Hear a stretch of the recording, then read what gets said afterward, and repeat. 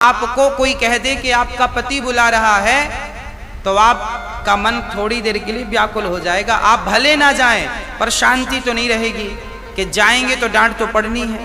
पर गोपियों ने कहा ना, पति बुला रहे हैं, बुलाने दीजिए।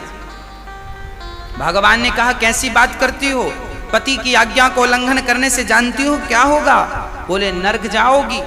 पत्नी हो, पति की आज्ञा का पालन करो। गोपियों ने कहा सरकार, सच्ची बात तो यह है कि संसार के पति तस्वीर हैं, फोटो कॉपी, ओरिजिनल तो आप ही हैं। तुम हो एक अगोचर सबके प्राण पति। हम सभी के प्राणों के पति कौन है? भगवान है। वास्तविक में सबके भगवान ही है। तो ये पति तो फोटो कॉपी है। भगवान ने कहा कोई बात नहीं, भले फोटो कॉपी है, परंतु तुम्हारा कर्तव्य तो है उनकी सेवा करना। यहां भगवान एक मैसेज देना चाह रहे हैं। भगवान ये कहना चाह रहे हैं कि भक्ति तुम ऐसे करना कि तुम्हारे रिश्ते भी ना टूटें और भक्ति भी कर लो। गृहस्थ जीवन में सोचिए, सारे लोग यदि बाबा जी बन जावें, संत बन जावें, तो फिर सृष्टि रुक नहीं जाएगी, गति नहीं रुक जाएगी, उत्थान रुक जाएगा। इसलिए भगवान ने एक रास्ता निकाल रखा है हम सबके लिए। गृहस्थी में रहकर, पत्नी के संग रहकर, पति के साथ रहकर, बच्चों के साथ रहकर भगवान का चिंतन किया जाए। भगवान ये कहना चाह रहे हैं कि पति का त्याग ना करो, पत्नी का त्याग ना करो, पत्नी के साथ रहो, पति के साथ रहो। क्यों? साथ रहने से क्या होगा? जरूरत पड़ेगी। पत्नी को पति की आवश्यकता पड़ती ही है और पति को पत्नी की आवश्यकता पड़ती ही है। कहते हैं कि लड़कपन में मां की जरूरत पड़ती है, लड़कपन में, बाल्यावस्था में मां की आवश्यकता पड़ती है और बुढ़ापे में पत्नी की आवश्यकता पड़ती है। अर्थात जन्म से अंत तक नारी के सहयोग के बिना गति मिल नहीं सकती। इसलिए उन पुरुषों को चाहिए जो पुरुष नारी का अपमान करते हैं, अपनी पत्नी का तिरस्कार करते हैं, उन पुरुषों को चाहिए कि आप अपनी पत्नी का, अपनी नारी का आदर करें। और गृहस्थी की गाड़ी बहुत बहुत आसानी से चलाएं, बहुत बहुत इजी है, कठिन कुछ नहीं है। आज जैसे कि कोरोना काल चल रहा है, इस कोरोना काल में बहुत सारे लोगों के रोजगार चले गए, आर्थिक तंगी आ गई, लोग धन के लिए परेशान होने लगे, लोगों के काम चले गए, व्यापार चला गया। तो इस नुकसान में क्या करना है आपको? इस नुकसान में, इस दौर में अपना आपा मत खोइएगा, अपना संयम मत खोइएगा, संयमी बनिएगा। संयम डगमग डगमग ना डोले, आएगा। यदि रात आई है तो दिन आएगा जरूर। गीता में एक बात लिखी है, कर्मण्येवाधिकारस्ते। गीता कहती है तू कर्म कर, करता रह, करता रह, खाली बैठो मत, कुछ सोचो। आप क्या कर सकते हैं, आप कैसे कामयाब हो सकते हैं, उसके लिए सोचिए। क्या आप कर सकते हैं, क्या और बेहतर कर सकते हैं, विचार कीजिए और फिर अपने मार्ग पर लग जाइए। एक साधे सब सधे, एक मार्ग सुनिश्चित कर लीजिए। अब क्या करना है? हर जगह फायदा है, हर जगह काम है, हर जगह दो पैसे मिलते हैं, बस एकाग्रता से वो काम करते रहो। हमारी सबसे बड़ी कमी क्या है कि हमने पत्थर पर ठोकर तो मारी, हमने 10 हथौड़े मारे, पत्थर पर 10 हथौड़े मारे और 10 हथौड़े मारकर रुक गए। यार हम तो थक गए, पत्थर तो टूटता ही नहीं, और वापस आने लगे।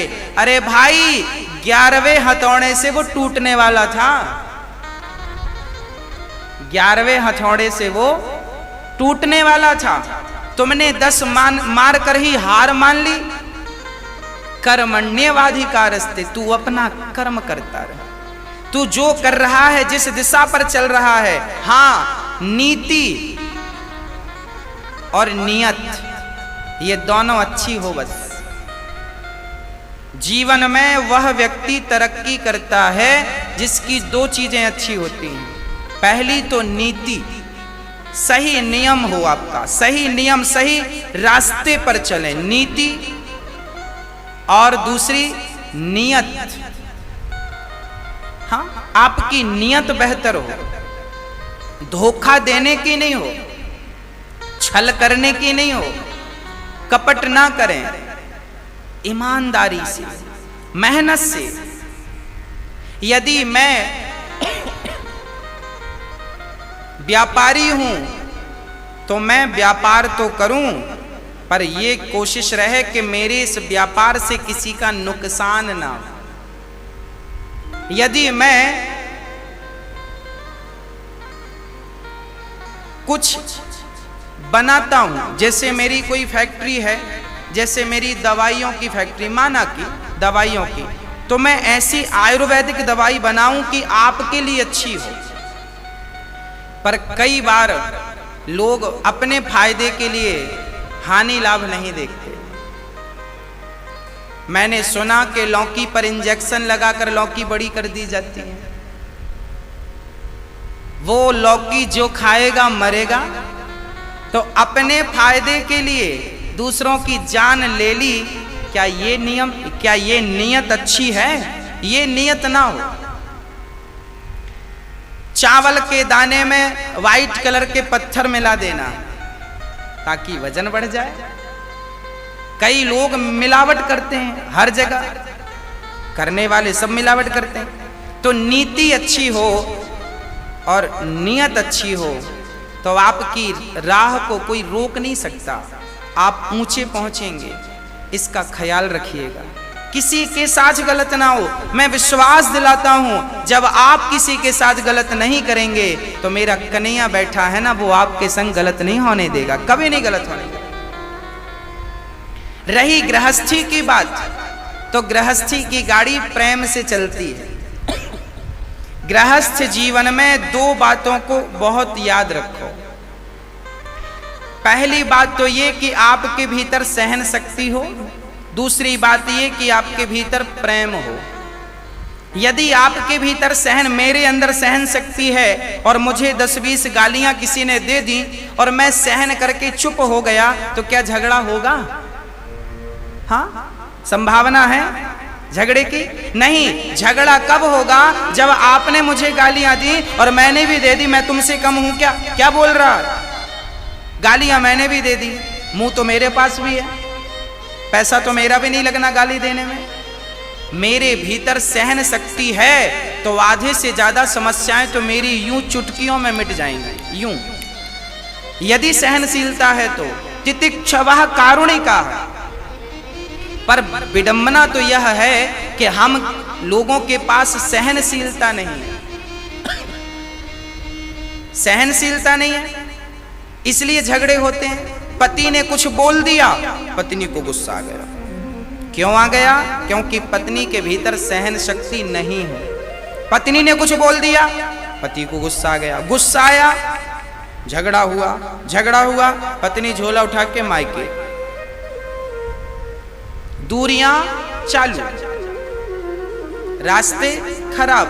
गृहस्थी की गाड़ी डगमग डगमग डोली और ऐसी डोलती है, कई तो समाप्त हो जाते हैं।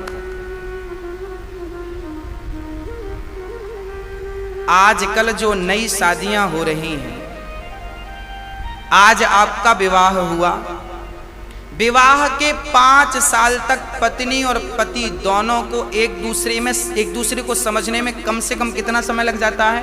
5 साल।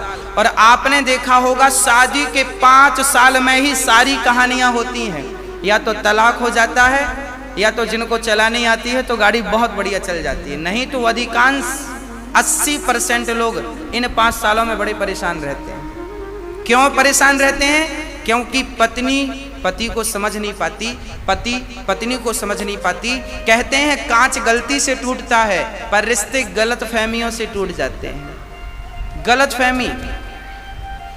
इसलिए हमारे यहाँ परंपरा रही है कि शादी के पहले और शादी के बाद गुरु चरणों में जाओ और गृहस्थी कैसे चलाना है उनसे गृहस्थी के कुछ नियम सुन लो। ऐसे गृहस्थी चलती है। ये गृहस्थी की नियमावली है। आजकल के बच्चे बिना नियमावली जाने, बिना उस पर अध्ययन किए गृहस्थी के पर सवार तो होते हैं उस गाड़ी पर वो जल्दी ही बिखर जाती है। इसलिए आपसे मेरी प्रार्थना करबद्ध है कि प्रेम की जरूरत है और सहनशीलता की जरूरत है। प्रेम करिए। जब हम प्रेम करेंगे ना तो प्रेम भगवान से कर पाएंगे। मेरे दिमाग में एक बहुत बढ़िया बात आई, सुनिए। हमारे गुरुजी ने एक बार सुनाया था कि एक आदमी था, उसकी पत्नी इतनी सुंदर थी, इतनी सुंदर थी, इतनी सुंदर थी, वास्तविक में इस संसार में उस स्त्री के जैसे कोई नहीं था। एक स्त्री थी, बहुत सुंदर थी, और जो उसका पति था वो पति अपनी पत्नी के सुंदरता से इतना प्रभावित था कि वो जब रास्ते पर चलती तो उसका पति उल्टा चलता, उसे देखता। मतलब पति हमेशा अपनी पत्नी को देखता रहता, बस वो चले तो उल्टा चले। वो पत्नी चल रही है तो पत्नी को छाता लगाए, उल्टा पांव से उल्टी दिशा पर चले, पत्नी को देखता देखता उल्टा। सारे लोग उस पर बड़ा हंसते, देखो पत्नी लंपट, कैसा पत्नी। और लोग कहते, लो पत्नी तो हमारी भी है, पर ऐसा थोड़ी करते हैं हम कि बाजार जा रही है तो उसी को देखते रहे।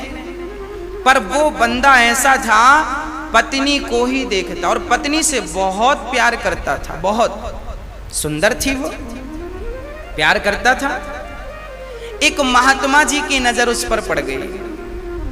उस महात्मा जी, सब तो हंस रहे थे उस पर महात्मा जी हंसे नहीं। महात्मा जी बोले, इससे बड़ा भक्त कोई नहीं बन सकता। सारे लोग बोले, महाराज जी ये कैसा भगत है, ये पत्नी का प्रेमी है, पत्नी कोई देखता रहता, किसी को देखते ही नहीं। कोई कहे कि भाई हमें देखो ना, तुम्हें नहीं देखेंगे, तुम में क्या रखा है, हमारी पत्नी है, किसी को नहीं देखता। संत जी समझ गए कि यदि ये जितना प्रेम अपनी पत्नी से करता है इतना भगवान से करेगा तो इसका कल्याण हो जाएगा। संत जी उसे कहाँ लेकर आए? वृंदावन, बिहारी जी के पास। उसे नहीं लाए, उसकी पत्नी को लाए। उसकी पत्नी को कहा कि यदि तेरा पति तुझे ही देखता रहा तो इसकी दुर्गति हो सकती है। तू पत्नी है इसलिए इसकी सदगति का तू ही साधन खोज। पत्नी ने कहा क्या करूं? संत ने कहा जो कहता हूं वो कर। ठीक है। बिहारी जी के मंदिर में लाया गया। बिहारी जी का पर्दा बंद था। बिहारी जी के सामने उसकी पत्नी पीठ करके खड़ी हो गई, और जब पीठ करके खड़ी भई तो इस